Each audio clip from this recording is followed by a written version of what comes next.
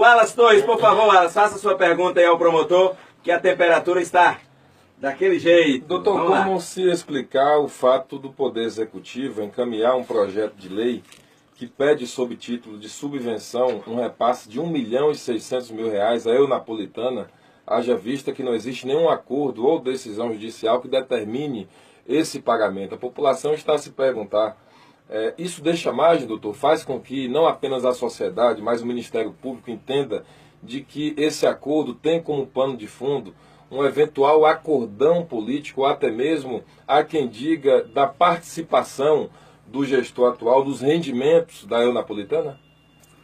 Eu não tenho como falar o que é que está ocorrendo. Como eu lhe falei, a investigação se iniciou agora. Eu abri um inquérito civil, um procedimento administrativo, mandei uma recomendação até para tentar resguardar o patrimônio público, onde eu recomendei, que eu inclusive passei as suas mãos aí, recomendei ao prefeito que não faça nenhum pagamento enquanto não houver uma decisão judicial ou um acordo judicial homologado.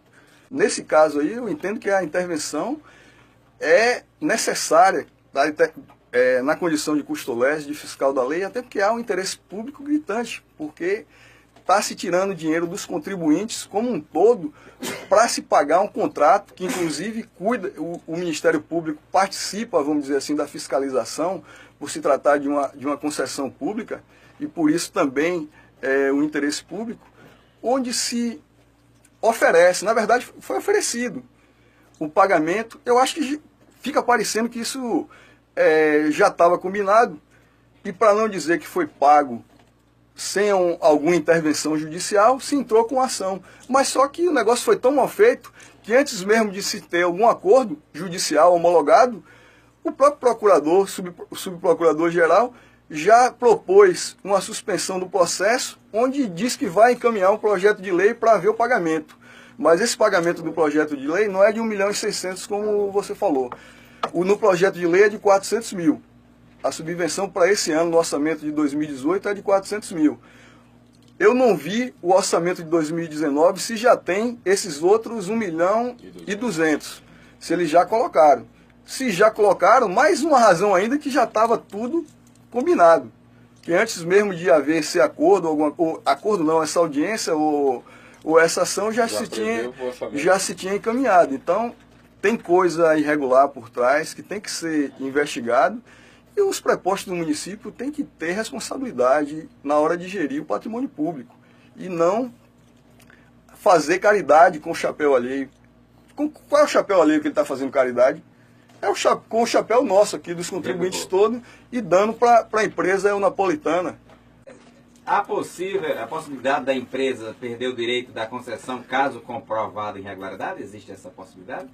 Na verdade, deveria ter se usado na hora que ela ameaçou, porque quando foi o projeto de lei, segundo eu soube, também não vi, me falaram, de que o Adelso teria ido na rádio e disse que se o projeto de lei não passasse, não sei em que rádio, eu vi comentário, que ele ia tirar os ônibus dele de circulação. Ele disse que não fosse aprovado na quarta, foi na quinta, na sexta-feira. Ele falou aqui, doutor. Eu não vi, eu vi comentário por pessoas na rua, mas não vi o noticiário na rádio. Ele disse que não teria condições, e na sexta ela paralisaria.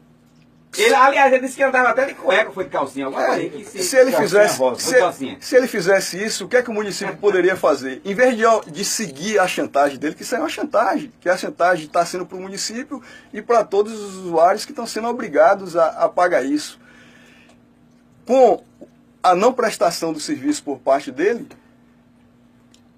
seria extinto, o município iria retomar a concessão e chamar o segundo colocado na licitação para prestar o serviço público, ou fazer um contrato emergencial onde se chamaria uma outra empresa e resolveria esse problema, e não se seguiria a chantagem, nem precisaria utilizar o patrimônio público dessa forma descuidada e sem nenhuma investigação se aqueles fatos têm base ou não para haver esse pagamento, que foi o que aconteceu. Deu, sem nenhuma questão.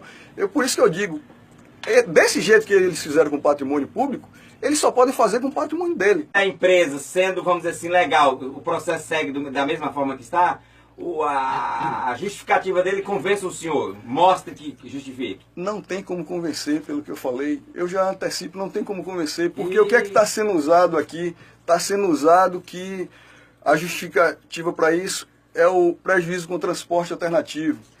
É o prejuízo com a recomendação do Ministério Público, que manda os idosos e os deficientes físicos ocuparem vagas no ônibus. Não existe base legal. Outra coisa que usa aqui, as três coisas, é a passagem que deveria ser de R$ 4,50 e está de R$ 2,80, que é um preço completamente descabível. Então não tem base legal, não tem como convencer. E outra, como que se convence que antes de qualquer análise, de qualquer investigação, se encaminha um projeto de lei? Qual é a justificativa para isso? Não existe justificativa para isso. Mais suspeito ainda, como é que manda isso antes de se discutir até as razões do pedido de reparação de dano? E não há nenhum acordo homologado judicialmente, como eu falei. Se houver um acordo, é um verbal, já é uma combinação antes, e que não constou judicialmente. Então utilizar o judiciário, isso aqui é má fé. Usar o judiciário, que aqui o prefeito mandou, usar o judiciário, a elaboração do supracitado justifica-se no cumprimento de processo judicial. Isso aqui é má fé. Porque não tem cumprimento nenhum de processo judicial, porque não existe ordem judicial. O que existe foi vontade do município de fazer isso. Agora, por que teve essa vontade em fazer esse acordo que não está materializado nos autos do processo e dizer que é cumprimento de processo judicial, é querer envolver o judiciário aqui? Não, a Câmara tem independência para votar e a Câmara aqui